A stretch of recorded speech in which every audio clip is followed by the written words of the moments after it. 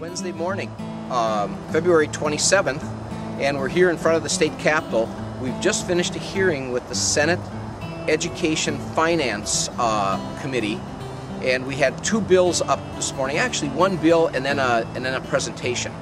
The bill that was up was sponsored by Senator Saxhaug, and it's what we call the Lights On bill. It provides for 2% more funding for education for next year and some additional money for special education. We heard very strong testimony from our friends at AMSD, MREA, C, and from Parents United, and also from Education Minnesota, as they were pleading for money to run our schools. Secondly, I had an opportunity to present the Minnesota Promise World-Class Schools Report to this Senate committee.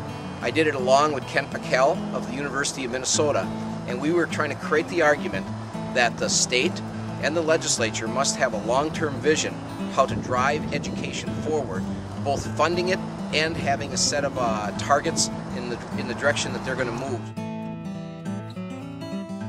We have some districts in the state that actually failed to pass a renewal, which is a real dire situation, because then they're actually seeing their budget shrink dramatically. They're losing existing money, and that reality, unfortunately, is going to play out. I'm afraid even more in the coming years, when a number of districts are going to see their levies up for renewal.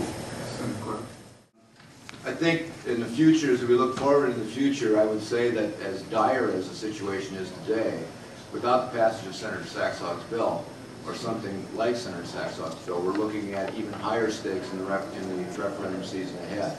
I have several districts that have very high stakes referenda planned for this fall. If those referenda go down, you're going to see cuts. They are going to dwarf, the cuts of this year are going to dwarf the cuts in the year ahead. We have to get ahead of this. The state was going to provide for the basics, and then if you had a local initiative that you wanted, specifically, you could argue with your district and get them to be there and be able to pay for it. But since 2001, if you track the levies that have been coming on, one word is apparent: maintain. I'm okay. My wife got cut.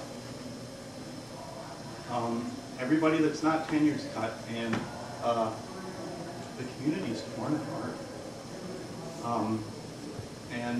The vote went down for the referendum 2-1,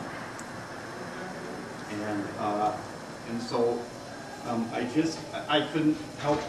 I just walked in here because I'm here for the memo day, and I thought I'd run over here. I'm glad to see you at the table. I'm glad to hear us still talking about this, given the financial situation of the state. But the formula's broken.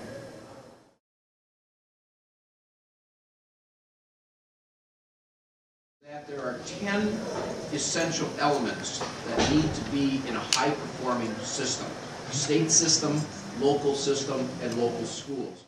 No one group can help education be successful on their own.